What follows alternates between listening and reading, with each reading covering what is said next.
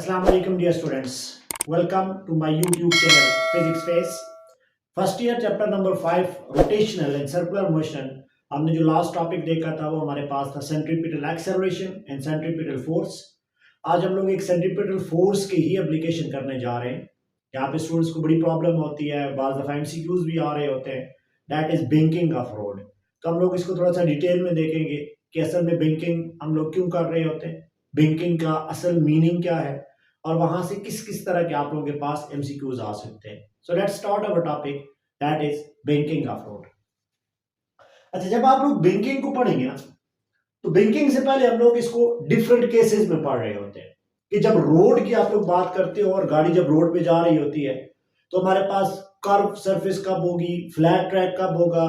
अच्छा, बिंकिंग असल में क्या होती है, तो इसके हम लोग 4 डिफरेंट केसेस पढ़ेंगे।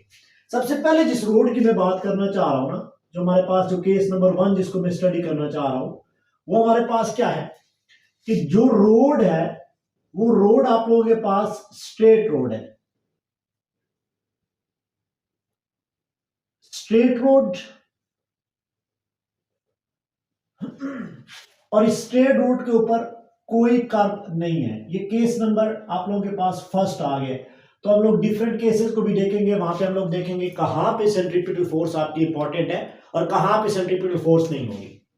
अब जब आप लोग बात करते हैं ना स्ट्रेट रोड की, तो इसका मतलब है कि लेट करें मैं यहां पे आप लोगों को अगर स्ट्रेट रोड बना के दे दूं, तो सपोज करें आप लोगों के पास एक स्ट्रेट रोड है, ये इसका लोअर एंड और ये उसकी अदर सरफेस है। ये बिल्कुल स्ट्रेट रोड आप लोग ऐसे देख रहे हैं जैसे मेरा हाथ है, बिल्कुल गाड़ी ऐसे जा रही है। तो यहां पे तो ऐसे बनाना मुश्किल है, तो आप लोग कंसिडर करेंगे कि ये स्ट्रेट रोड है, बिल्कुल फ्लैट रोड है और इसके ऊपर जो है वो गाड़ी जा रही है। अब सपोज करें ना यहाँ पे ये जो मैं ब्लॉक बना रहा हूं, लेट करें ये जो मेरे पास ये ब्लॉक की शक्ल में आप लोगों को यहाँ पे बना के दे रहा हूं, ये ब्लॉक मेरे पास कोई गाड़ी है। सपोज करें ये आप लोगों के पास कोई यहाँ पे क्या है, कोई गाड़ी है, कोई बस है, और ये इस डायरेक्शन में क्या हो रही है, इस डायरेक्शन में मूव हो रही है। क्योंकि हम जो केस कर रहे हैं वो है स्ट्रेट रोड और इस रोड के ऊपर अभी तक कोई कर्व नहीं है। तो अगर आप लोग यहां पे देखें, इस गाड़ी को अगर यहां पे देखें, तो इस गाड़ी पे 2 इफेक्टिव फोर्सेस काम कर रही हैं। एक तो फोर्स आप लोगों के पास जो बिल्कुल टुवर्ड द रोड है। अब गाड़ी ऐसे जा रही है ना, तो इसके जो नीचे बिल्कुल टुवर्ड द रोड आप लोगों के पास जो ग्रेविटी की फोर्स लग रही है, जो वेट भी आप लोग कह सकते हैं, वो फोर्स आप लोगों के पास कौन सी है, वो ग्रेविटी की वजह से फोर्स है। और उस फोर्स के लिए आप लोग फॉर्मूला क्या लिखते हो, तो that is the weight of the body. और वेट ऑफ द बॉडी आप लोगों के पास क्या होता है, mg, that is perfectly acting downward toward the road. ये रोड की तरफ आप लोगों के पास एक्ट कर रहा है। अब क्या हो रहा है, फिर इसकी रिएक्शन फोर्स भी यहां पे लग रही है। और रिएक्शन फोर्स कौन सी है, रिएक्शन फोर्स जो रोड उसको अपवर्ड प्रोवाइड कर रही है, और उतनी ही रेट से, रेशियो से प्रोवाइड, मैग्नीट्यूड से प्रोवाइड कर रही है जितनी मैग्नीट्यूड से उस गाड़ी का क्या है, वेट है। और उस फोर्स को आप लोग क्या कह रहे होते हो, उस फोर्स को आप लोग बेसिकली कह रहे होते हो नॉर्मल फोर्स। तो नॉर्मल फोर्स आप लोगों के पास क्या लग रही है, इस फोर्स के अपोजिट लग रही है। तो अब जो अपोजिट फोर्स है वो भी किसके बराबर हो जाएगी, वो भी आप लोगों के पास हो जाएगी वेट के बराबर mg। लेकिन these 2 forces are in opposite direction. मतलब अब गाड़ी यहां पे चल रही है इस रोड के ऊपर, तो जो वेट है वो डाउनवर्ड और reaction force from the road किधर है, वो अपवर्ड। ये दोनों फोर्सेज जो है वो अपोजिट डायरेक्शन में, यही 2 इफेक्टिव फोर्सेज लग रही हैं। इस केस के अंदर आप लोगों ने जो पॉइंट याद रखना है वो क्या है कि जो 2 इफेक्टिव फोर्सेज है, जो 2 इफेक्टिव फोर्सेज है इस केसेस में, 2 इफेक्टिव फोर्सेज आर, वो कौन कौन सी है। एक इफेक्टिव फोर्स जो है वो 1 इज डाउनवर्ड, जिसको आप लोग 1 इज डाउनवर्ड, जिसको आप लोग क्या कहते हो, जिसको आप लोग कहते हो फोर्स ऑफ ग्रेविटी, जो आप लोगों के पास क्या होती है, mg, that is always acting downward. And other आप लोगों के पास एक्ट किधर कर रही है, दूसरी वाली जो है वो एक्ट कर रही है अपवर्ड, जिसको आप लोग कहते हो नॉर्मल फोर्स। और नॉर्मल फोर्स भी आप लोगों के पास क्या होती है, mg। तो अगर मैं यहां पे लिखूं ना, तो ये mg किधर एक्ट कर रही है, अपवर्ड। तो मैं यहां पे लिख सकता हूं दैट इज अगेंस्ट mg। आप लोगों के पास equal in magnitude but opposite in direction. तो बॉडी में अपोजिट और एक्शन रिएक्शन बैलेंस हो रहा है, तो गाड़ी इंजन की फोर्स के साथ आगे जा रही है। ये उस केस की बात कर रहे हैं जब आप लोगों के पास स्ट्रेट कर्व की, हम लोग स्ट्रेट रोड की बात करेंगे और उस रोड पे कोई कर्व नहीं है। अब अगर आप लोग इस गाड़ी पे साइड से फोर्सेस देखें ना, जो आप लोगों के पास फ्रैक्शन फोर्स है, वो नियरली इक्वल टू आप लोगों के पास क्या होती है, 0 होती है। इन दिस केस जो फोर्स ऑफ फ्रिक्शन होती है, फ्रिक्शन फ्रॉम साइड वाइज, जो गाड़ी को साइड वाइज से आप लोग देखते हो, force of friction from side wise, वो नियरली इक्वल टू क्या होती है, वो जीरो होती है। तो फिर फोर्स ऑफ फ्रिक्शन कब एग्जिस्ट करेगी, जब ड्राइवर जो है वो ब्रेक लगाएगा, तो फिर आपके पास force of friction maximum value पे आ जाएगी। और उस मैक्सिमम वैल्यू की क्या वैल्यू होती है फोर्स ऑफ फ्रिक्शन की, वो मैक्सिमम इफ एग्जिस्ट, अगर यहां पे एग्जिस्ट करे, मतलब जब आप लोग गाड़ी को रोकोगे, ब्रेक लगाओगे, तो जो फोर्स ऑफ फ्रिक्शन होती है वो अपनी मैक्सिमम वैल्यू पे होगी। और फोर्स ऑफ फ्रिक्शन का फार्मूला क्या होता है, म्यू टाइम ऑफ जो नॉर्मल फोर्स है उसके बराबर होती है। वेयर म्यू आप लोगों के पास क्या होता है, आपने पढ़ा हुआ है, that is known as coefficient of friction. लेकिन ये तब आप लोग स्टडी करेंगे जब आपने ब्रेक अप्लाई की और फोर्स ऑफ फ्रिक्शन से गाड़ी आपकी क्या होगी, वो रोके। ये तो पहला केस है। अब इसको मैं थ्रू मॉडल भी आप लोगों को एक्सप्लेन कर, लेट करें ये मेरा जो हाथ है ये रोड है और इस पे ये कार बिल्कुल ऐसे जा रही है, ये बिल्कुल ऐसे जा रही है।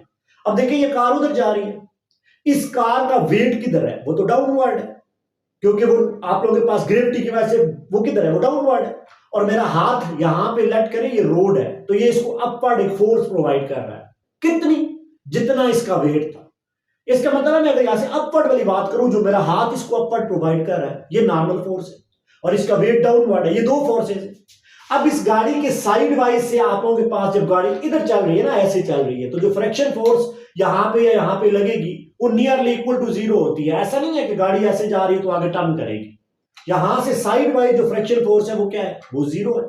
तो फिर यहां पे कब फ्रिक्शन एग्जिस्ट करेगी, फ्रिक्शन एग्जिस्ट करेगी जब ड्राइवर ब्रेक लगाएगा, तो ब्रेक लगाएगा तो मैक्सिमम फ्रिक्शन होगी, तो गाड़ी आप लोगों के पास क्या आ जाएगी, रेस्ट में आ जाएगी। ये वो पहला केस है, when the car is moving in a straight road, और यहां पे स्ट्रेट रोड में कोई कर्व आप लोगों के पास नहीं है, that is your case number 1।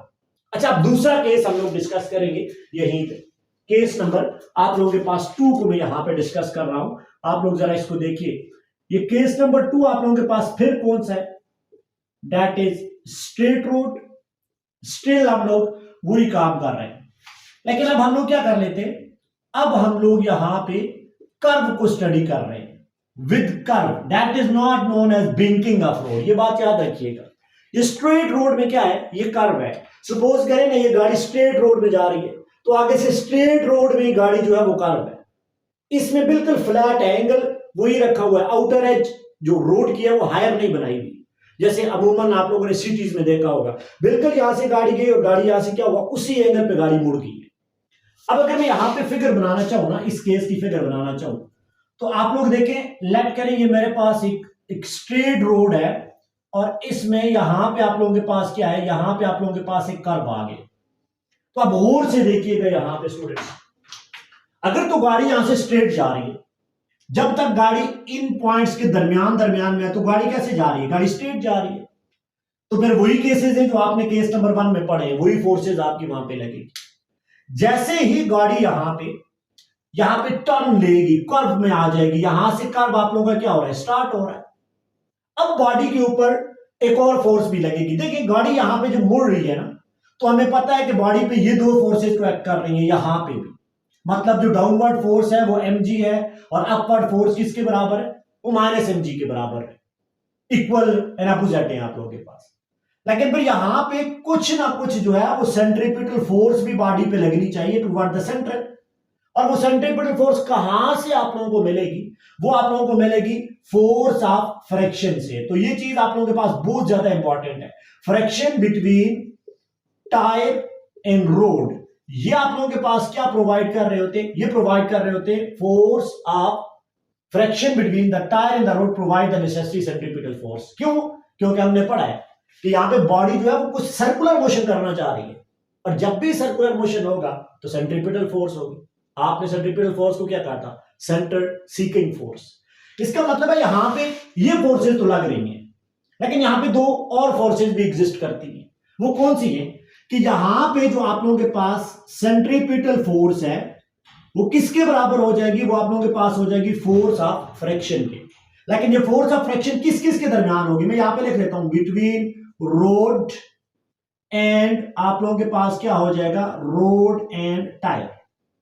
हाँ, अब ये दोनों इक्वल हैं, तो सेंट्रीपिटल का फार्मूला क्या होता है, आपने पढ़ा हुआ, सेंट्रीपिटल का फार्मूला होता है mv² by r। और फोर्स ऑफ फ्रिक्शन क्या होती है, mu time of M G, normal force हमने यहां पे देखा हुआ है, आपके पास ये होती है mu time of F N, और एफ एन क्या होता है, एम जी के बराबर। यहां से अगर आप लोग सॉल्व आउट करें तो ये एम एम के साथ कैंसिल हो जाएगा। ज्यादातर वो आपको v की वैल्यू आप लोगों के पास निकालता है, तो v आपके पास क्या होता है, या आप लोगों के पास होता है म्यू टाइम ऑफ, आप लोगों के पास हो जाएगा आर जी, जिसको आप लोग ऐसे लिखेंगे v equal to under root, आप लोगों के पास क्या हो जाएगा mu time of R G, then you will find out the speed of the car, कि किस स्पीड में, क्योंकि कोफिशिएंट ऑफ फ्रिक्शन आपने रखा होता है वहां पे कि गाड़ी की क्या स्पीड होगी जब radius of the road given हो, म्यू आपको गिवन हो, और जी आप लोग पास नियरली 10 आप लोग इंसर्ट करते होते हो। यहां से आप लोगों के पास जो है फार्मूलाज आप लोगों के पास, वो बाद दफा एमडी कैट में क्वेश्चन पूछ रहा होता है, या बाद दफा वो वी भी देगा, वो आपसे पूछेगा कोफिशिएंट ऑफ स्टैटिक फ्रिक्शन या कोफिशिएंट ऑफ फ्रिक्शन, आप लोग क्या करें, फाइंड आउट करें। तो यहां पे एक चीज जो आप लोगों ने देखी वो क्या है कि फोर्स ऑफ फ्रिक्शन जो है, जो टायर और रोड के दरमियान में है, वो ही सेंट्रीपिटल फोर्स को कॉज करती है। जितनी फ्रिक्शन होगी उतनी सेंट्रीपिटल फोर्स होगी। अगर अब आप लोगों के पास देखें अगर फ्रिक्शन कम हो, तो देखिए अगर ये फ्रिक्शन कम है तो फ्रिक्शन कब कम होगी, मैं यहां पे लिख लेता हूं कि लेट करें कि आप लोगों के पास जो फोर्स ऑफ फ्रिक्शन है ये सेंट्रीपिटल फोर्स से क्या है, ये कम है, मतलब ये वाली कंडीशन अगर आप लोगों के पास आ गई, तो ये कंडीशन कब आएगी, जब तो या तो यहां पे आप लोगों के पास ऑयली सरफेस, जब सरफेस ऑयली होगी ना यहां पे, तो फोर्स ऑफ फ्रिक्शन कम हो जाएगी, और फोर्स ऑफ फ्रिक्शन कम होगी तो सेंट्रीपिटल फोर्स कम होगी, तो गाड़ी क्या करेगी, गाड़ी अब नीचे नहीं आएगी, गाड़ी सीधा यहां पे जाके एक्सीडेंट कर देगी।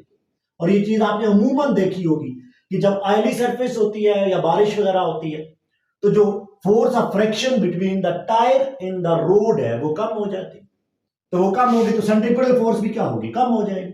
अब सेंट्रल सीकिंग फोर्स कम है तो गाड़ी ने तो बाहर ही जाना है, अब गाड़ी क्या हो जाएगी, स्किड ऑफ हो जाएगी। If F is less than F centripetal force, तो बॉडी आप लोगों के पास क्या हो जाएगी, बॉडी विल स्किड, बॉडी आप लोगों के पास स्किड होगी आउटवर्ड, ये बाहर की तरफ आप लोगों के पास जाके कुछ आप लोगों के पास एक्सीडेंट करेगी। इसका मतलब है ये दूसरा केसेस है, पहले केसेस में कोई सेंट्रीपिटल फोर्स नहीं थी, लेकिन दूसरे केस में आप लोगों के पास क्या आ गई, सेंट्रीपिटल फोर्स आ गई। मैं इन दोनों केसेस को फिर एक बार मॉडल से रिव्यू करवाना चाहूंगा। पहले केस में क्या हुआ, गाड़ी स्ट्रेट जा रही है तो इसमें वेट डाउनवर्ड है, रिएक्शन फोर्स अपवर्ड है, साइड वाइज से आप लोगों के पास रिएक्शन फोर्स फ्रैक्शनल फोर्स 0 है।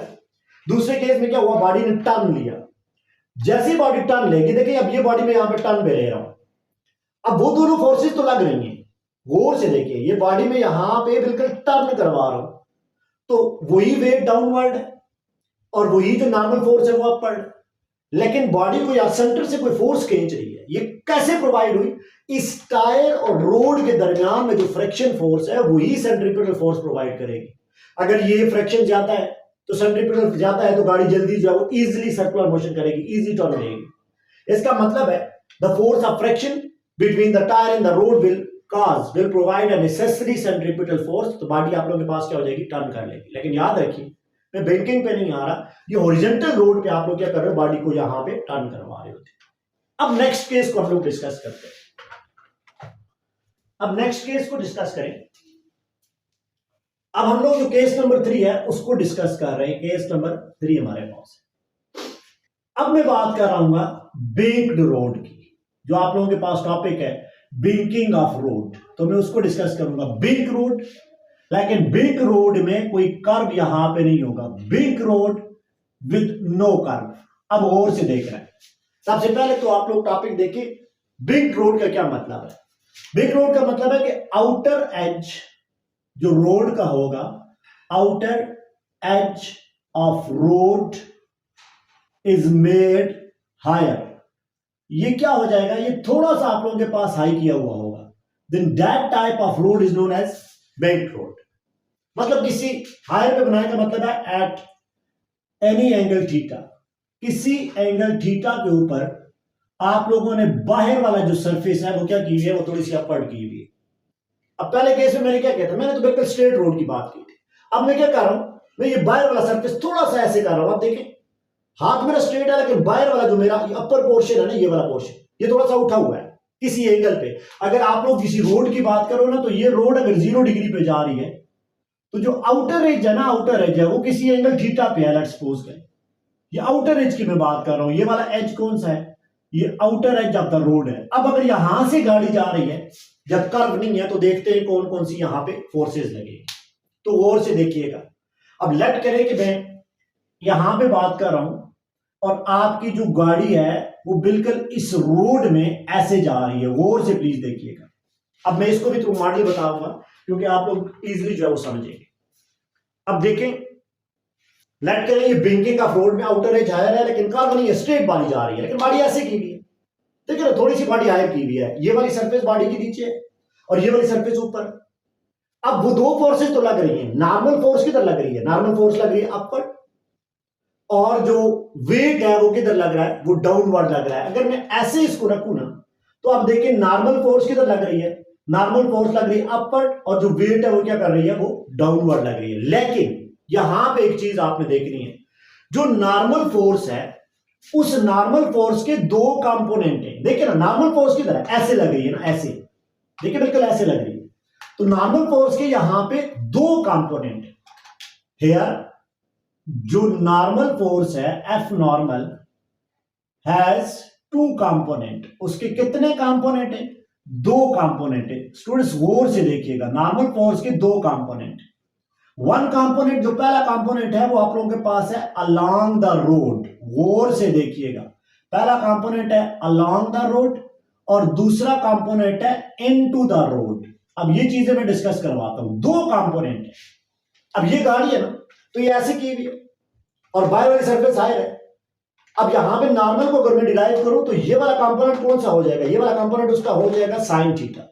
जो अलोंग द रोड है ना वो परपेंडिकुलर कंपोनेंट है, और जो बिल्कुल रोड की तरफ है, रोड के ऊपर जो जम रहा है वो कौन सा है, वो तो कॉस थीटा है। अगर यहां पे गाड़ी की बात करूं तो ये रोड की तरफ कॉस थीटा है, और ऐसे आप लोगों के पास कौन सा कंपोनेंट आ जाएगा, साइन थीटा आ जाएगा 90 डिग्री।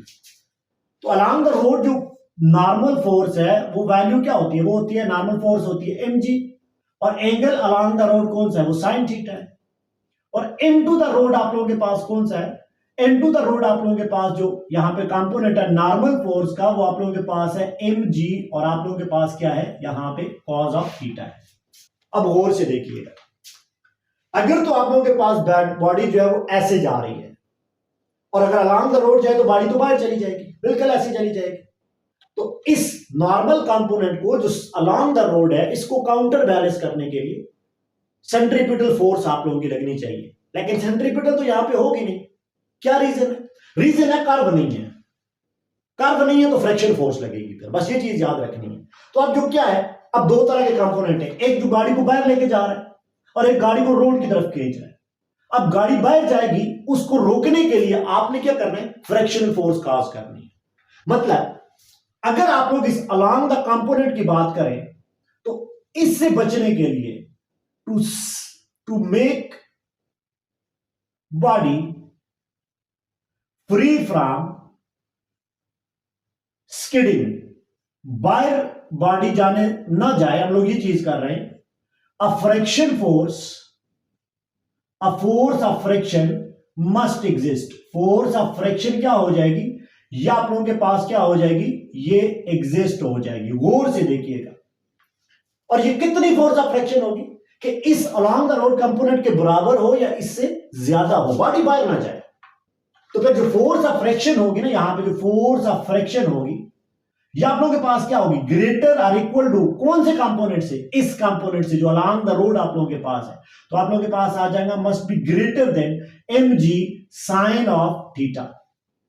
अगर आप इसको फर्दर पढ़ें तो फोर्स ऑफ फ्रिक्शन किसके बराबर होती है, यहां पे हमने पढ़ा था, ये आप लोगों के पास होती है mu time of normal component, और नॉर्मल कंपोनेंट फोर्स का नॉर्मल कंपोनेंट है, ग्रेटर देन आप लोगों के पास क्या आता है, mg sine of theta. Force of friction कौन सा कंपोनेंट काज करेगा, जो इनटू द रोड होगा, ना कि अलोंग द रोड। तो इनटू द रोड कौन सा है, वो mg cos थीटा है। तो आप लोग लिखोगे mu time of mg cos of theta is greater than और इक्वल टू mg, आप लोगों के पास क्या आ जाएगा, साइन ऑफ थीटा। यहां से देखिए mg से अगर मैं कैंसिल करूं और अगर मैं म्यू की वैल्यू निकालूं तो म्यू क्या आ जाएगा, greater than sine of theta divided by क्या आ जाएगा, कॉस ऑफ थीटा। तो जिसको आप लोग ऐसे भी लिख सकते हो, mu must be greater than आप लोगों के पास आर इक्वल टू किसके बराबर आ जाएगा, टेंजेंट ऑफ थीटा से। यहां पे ये वाली कंडीशन बहुत ज्यादा इंपॉर्टेंट है। जो कोफिशिएंट ऑफ फ्रैक्शन है वो उस एंगल के टेंजेंट ऑफ एंगल से ग्रेटर होनी चाहिए, तब बॉडी आपकी बाहर नहीं जाएगी।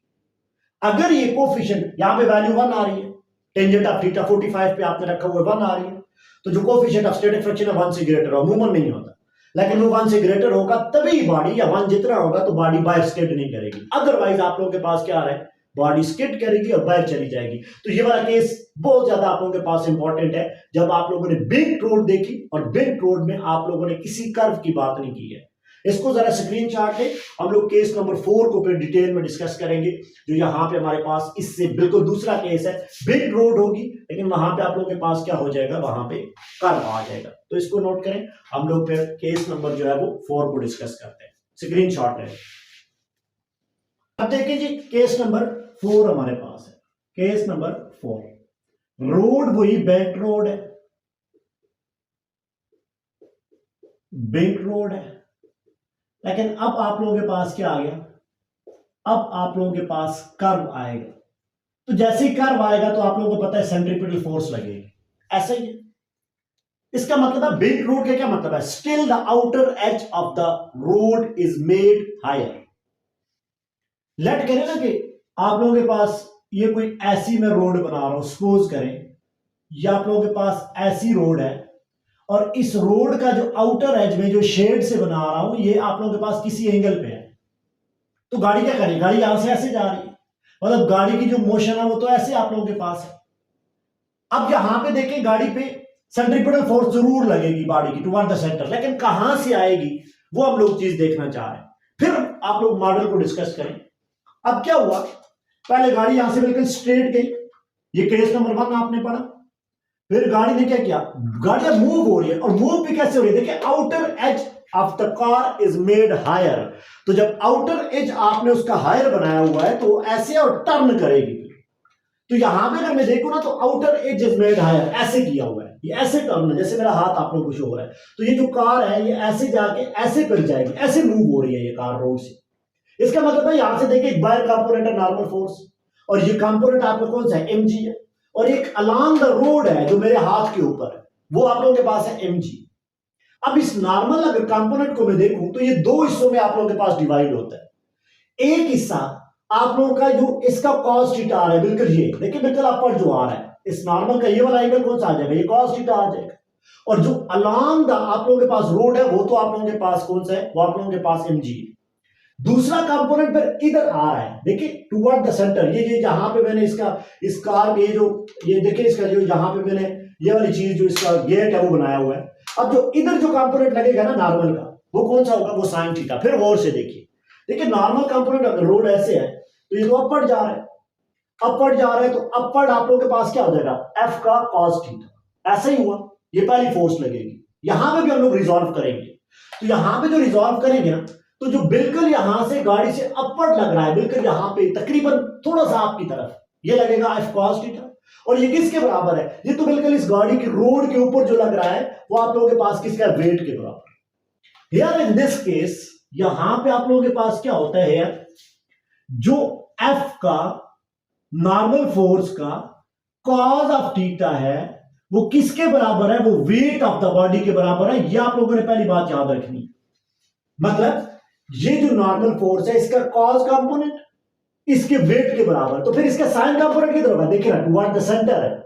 इसका मतलब है जो इसका साइन कंपोनेंट है F sine of theta normal force का, वही नेसेसरी सेंट्रीपिटल फोर्स प्रोवाइड कर रहा है। तो आप लोग कैसे लिखेंगे, एंड एफ नॉर्मल का जो साइन ऑफ थीटा है वो क्या प्रोवाइड कर रहा है, वो आप लोगों के पास नेसेसरी सेंट्रीपिटल फोर्स को क्या कर रहा है, वो प्रोवाइड कर रहा है। मेरी बात की यहां तक समझ आई आप लोग, तो जरा इसको हम लोग आगे फर्दर मोड इक्वेशन पुट करें, और ये वैल्यू आप लोगों के पास क्या आ जाएगी, एफ किसके बराबर होता है, एफ आप लोगों के पास होता है M G into sine of theta equal to किसके बराबर हो जाएगा, ये वैल्यू हो जाएगी M V square by R के बराबर। ये आप लोगों के पास इक्वेशन नंबर इसको कह दें इक्वेशन नंबर 2 आ जाएगी। और अगर इक्वेशन नंबर 1 को मैं लिखूं तो एफ की जगह मैं क्या लिखूंगा, मैं फिर लिखूंगा एम जी आप लोगों के पास लिख सकता हूं cos of theta equal to किसके बराबर हो जाएगा, ये आप लोगों के पास हो जाएगा डब्ल्यू इक्वल टू किसके बराबर है, एम जी के बराबर है। जरा गौर से प्लीज आप लोग इस चीज को देखें। तो जरा आप लोग इन दोनों को जो है वो डिवाइड करें। ये इक्वेशन नंबर आप लोगों के पास 1 यहाँ से मैंने लिखी हुई है, तो ये 1 ही लिखी हुई है, लेकिन इसको आप लोग क्या कर लें, इक्वेशन नंबर 3 कर दें।